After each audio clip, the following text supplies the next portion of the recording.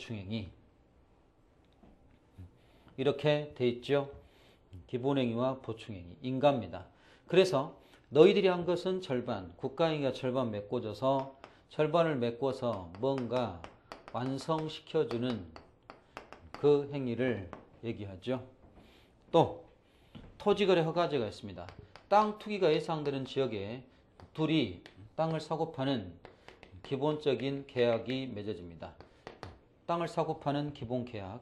근데 투기 예상 지역이니까 관할청이 허가를 받게 하죠. 그 허가가 본질이 인가에 해당된다.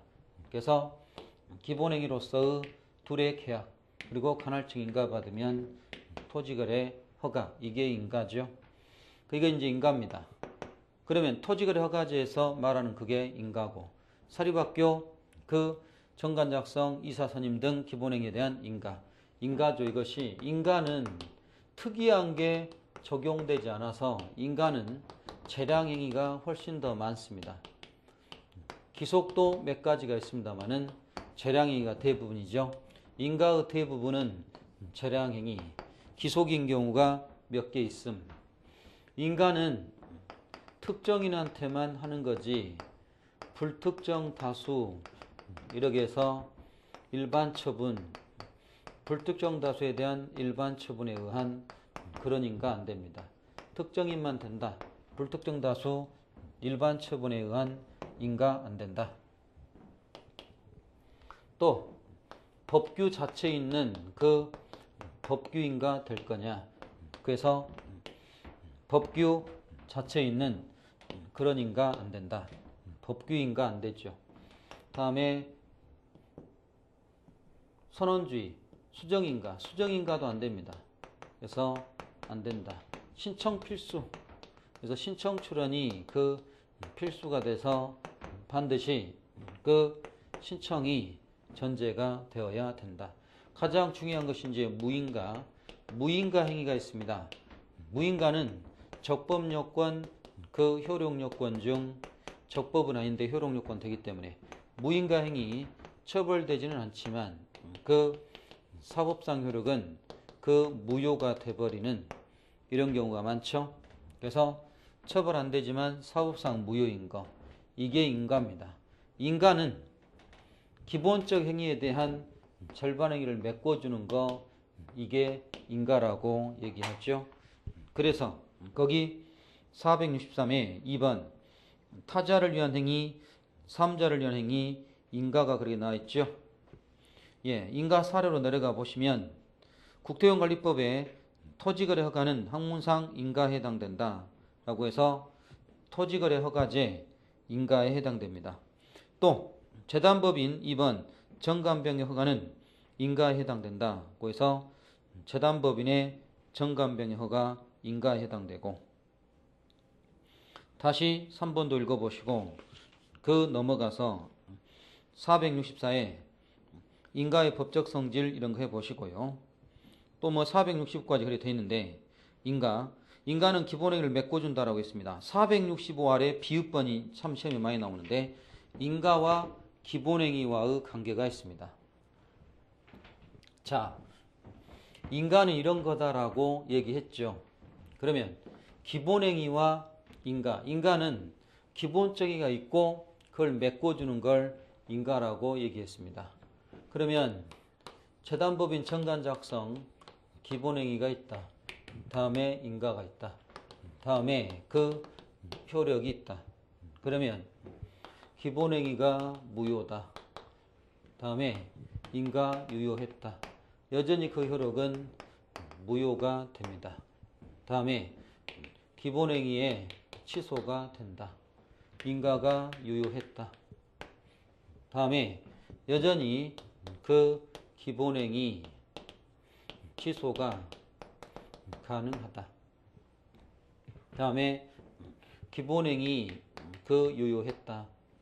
인가 무효다. 그러면 이것은 그 무인가다. 그러면 그 무인가가 되면 적법요건, 효력요건 중에 무인가행위 적법요건은 되는데 효력요건, 적법 아닌데 효력요건이 되기 때문에 사법상 무효다. 라고 해서 이런 건 사업상 무효. 자, 이 말은 기본행위와 그 인가가 있고 효력의 문제가 있습니다. 그러면 기본행위가 무효라는 말은 죽은 사람한테 그 정관작성 이사선임, 죽은 자를 정관작성 이사선임 무효입니다. 근데 행정청 인가는 떨어졌다는 거죠.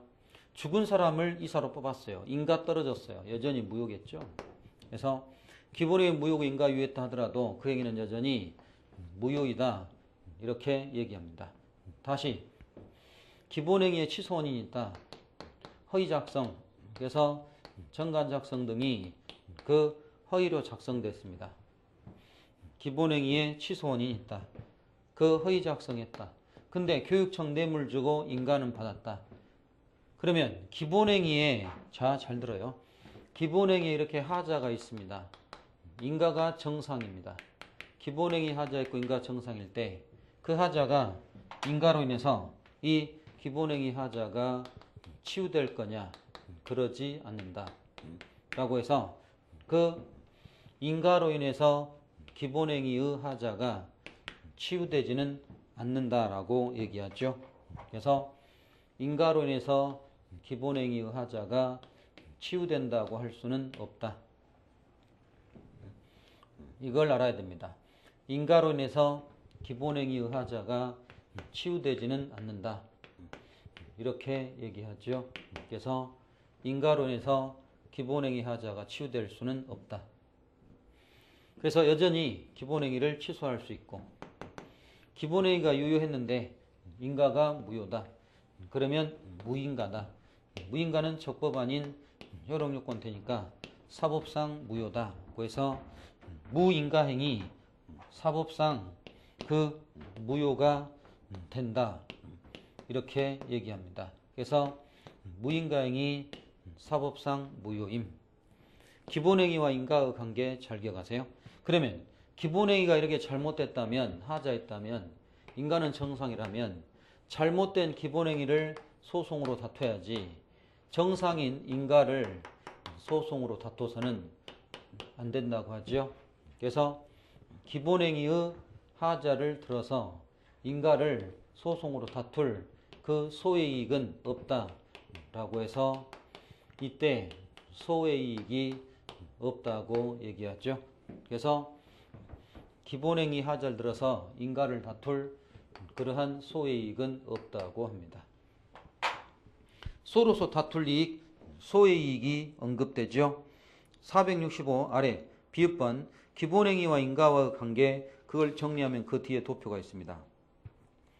466 아래 도표, 기본행위가 잘못됐을 때, 인가가 유효했을 때 그 효력을 어떻게 볼 것인지 466 아래 도표 잘 정리하시기 바랍니다.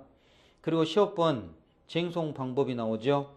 두 번째 끝에 한편 기본행위 하자 있고 인가가 정상일 때 다투할 것은 기본행위지 인가가 아니다. 따라서 기본행위 하자를 내세워 행정청 인가처분 취소, 무역인 구할 이익은 없다라고 해서 기본행위 하자를 들어서 인가를 다툴 그러한 소이익은 없다라고 얘기합니다. 오른쪽 판례에 잊지 마세요. 잘못된 기본행위를 다퉈야지, 잘못된 기본행위를 소송으로 다퉈야지 정상인 인가처분을 소송으로 다투지는 말아라. 그래서 정상인 인가를 소송으로 다투지 말라는 거, 그 내용 기억하시고 문제 마찬가지입니다. 468에 2번 공법상 대리가 있죠. 대리가 있습니다. 대리는 뭔가 대신하는 걸 대리라고 하죠. 자, 엄마가 너무나 바쁘시니까, 엄마가 너무 바쁩니다. 그러니까 이 여자친구가 엄마를 대신해서, 그 어머니를 대신해서 대리인으로 뭔가 물건 사고 이렇게 되죠. 그거 대리인 이렇게 얘기합니다. 그런데 민법의 대리죠. 근데 A가 세금은 안 내고 있고 버젓이 집은 가지고 있습니다. 그러니까 이 집을 국가가 압류경매 해버리죠. 그래서 그 압류재산을 그 경매에서 팔아버립니다. 세금 안 낸 사람의 집을 국가가 압류재산 경매에서 팔아버리죠. 그러면 나 대신 국가가 대신 팔아버리면 대신 하는 거니까 이것을 공법상 대리라고 얘기를 하게 됩니다. 그리고 이것은 법에 있으니까 대리가 된다라고 해서 이런 거 법정 대리다라고 해서 공법상 대리, 그 법정 대리 이런 문제가 나오죠. 그래서 공법상 대리, 이 법정 대리가 있습니다. 공법상 대리, 법정 대리. 그래서 이런 내용이 나오죠. 본인이 한 것과 똑같은 효과를 주게 됩니다. 대리는 나 대신 국가가 내 집을 팔아버리면 공법상 대리 468에 그 대리가 있죠. 의의가 있습니다. 니은번 성질은 그 법정 대리라고 합니다. 그래서 법정 대리 종류는 감독적 입장이 이루어지면 공법인의 정관 작성, 임원 임명, 행정 목적 달성을 위한 조세 체납에서 압류산 공매, 압류산 공매가 제일 많이 언급되는 겁니다. 조정적 견제에서 협의 불성립되면 토지 수용 재결 등 하게 되죠. 효과, 본인이 한 것과 같은 그런 효과가 발생하게 됩니다.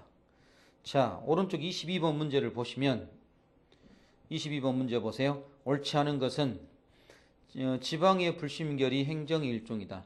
지방에서 일어나는 건 모두 행정행위죠. 2번 개발 제한구역 내 건축하는 기속으로 보는 것이 대법원 입장이다 아니라 그린벨트 안에서 건축하는 재량행위로 판례가 평가했죠. 2번 틀렸고요. 23번 행정에 관한 설명을 옳지 않은 것은 교과서 검정 이 법